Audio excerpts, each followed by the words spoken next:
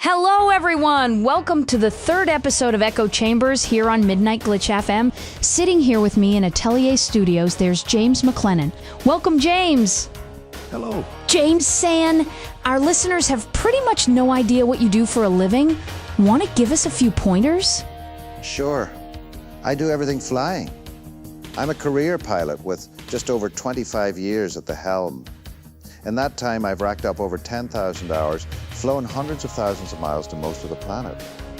Always been a cargo pilot, mainly mail, but urgent priority things too, like electronics and so on. Oh, so not only you're a veteran, you're competent in other fields.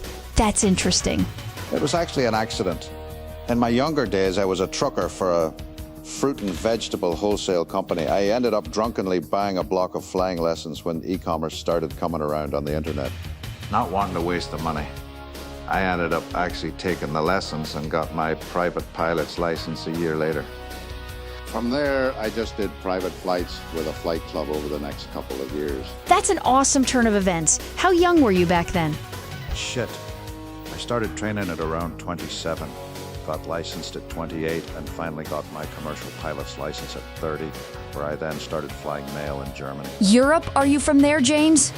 I actually grew up in Northern Ireland in a little town not too far from Belfast called Ballymena. Ballymena? I moved to France in the 90s, and that was where I started my driving job. Ended up going out as far as Berlin before I got my flying license. I was as far as Italy and Greece too, but those were usually one-way jobs. That's pretty wild. I'd drive the trucks full out there and then fly back to Berlin. Have you ever thought of giving up or something? I mean, bad moments like that.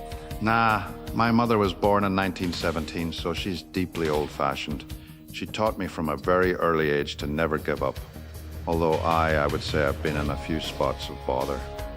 The most major ones are my plane crash, and when I was shot as a teenager in some crossfire, I actually survived because of the way I fell, but I lay there a few hours before help came. Oh, wow! It's rare to find someone with this sort of life experiences. Color me amazed.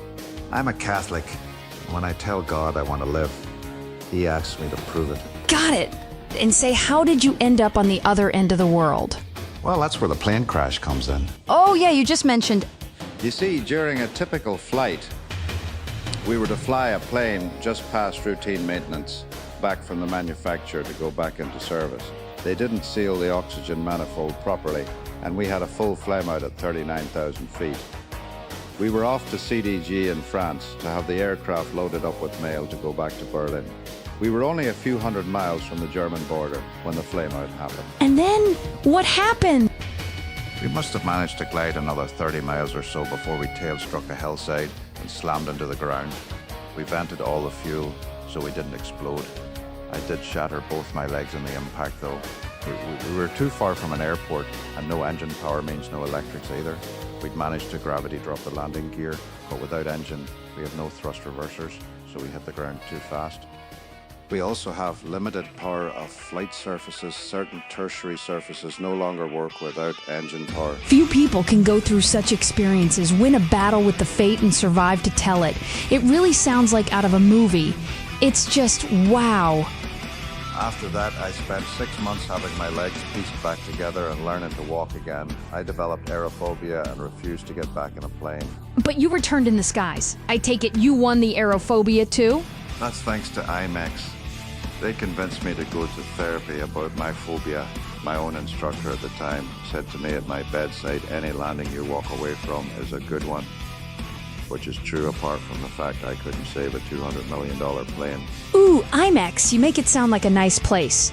Now that makes me curious. Want to share anything about that? Sure. They were my first job off the plane.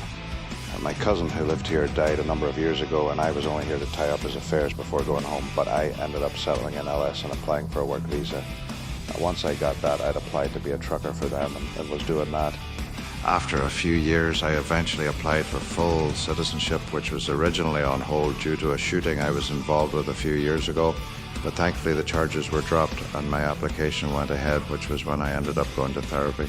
It was in a few months before I ended up getting discharged. That was when I became a full US citizen and moved here full time. It's been a long and winding road, but I'm happy where I am now. Which is? I'm currently the air manager right now. Anyways, pray tell, I'm sure you know this radio station, so I have an expected question for you. You must listen something in the car while enjoying your fancy ride. What kind of music do you listen to? Anything and everything, rock and metal. I'm a hobbyist historian, so Sabaton are one of my favorite jams. For good driving music, some classic American rock. At home, I usually work with some Celtic folk rock on. That's quite the collection. And Sabaton, I have a friend who is really into them. Some weeks ago, I've put Bismarck on the radio and they called me. They were like, Tessa, it's Bismarck. My favorites are probably Attack of the Deadman, The Unkillable Soldier, A Lifetime of War, or No Bullets Fly. All of them tell absolutely epic stories. Ooh, No Bullets Fly, the B-17. Yeah, that one. That song sends me shivers down my spine. Unkillable Soldier does too. That's about Sir Carton de Wert.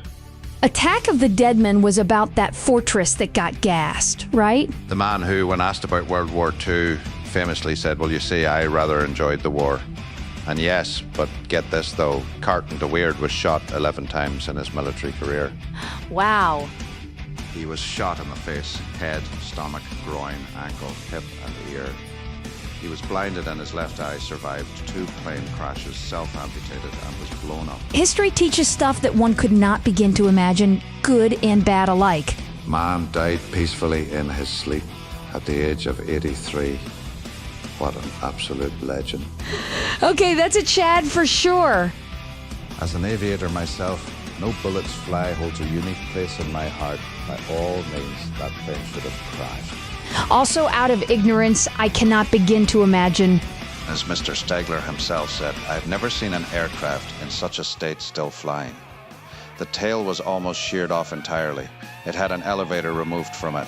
Half of the tail fin, engines 2 and 4 were shot to a stall, causing engines 2 and 4 to feather. Engine 3 locked up, leaving engine 1 as the only fully functioning engine.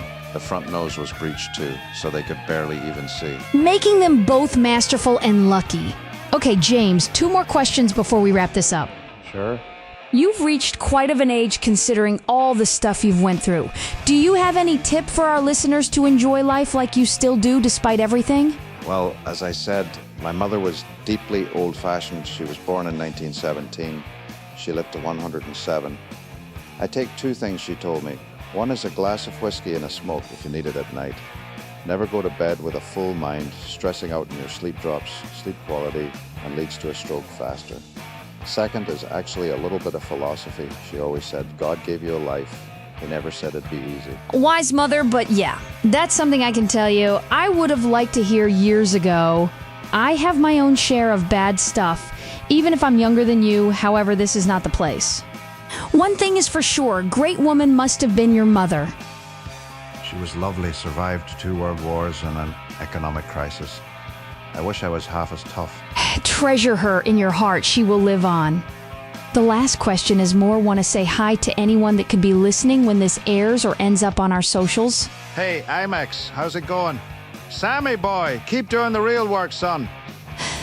Nice. We are closing this episode up. James, I thank you for showing up and telling us your story. Of course, happy to be here. I'm sure our listeners will find it interesting. It's unique. So without further ado, this was James from IMEX, their seasoned air manager, and DJ Tessa, your angel of dark, here with him to share the story on Midnight Glitch FM. Of course, let's not forget to send thanks and big hug to our organizer that makes things possible, Atelier Creative. Hence, I invite you to visit the radio station's FB page as well as Atelier Creative's one. That way you can get news on the podcasts and whatever is going on regarding us. Until next time, this is DJ Tessa, signing out.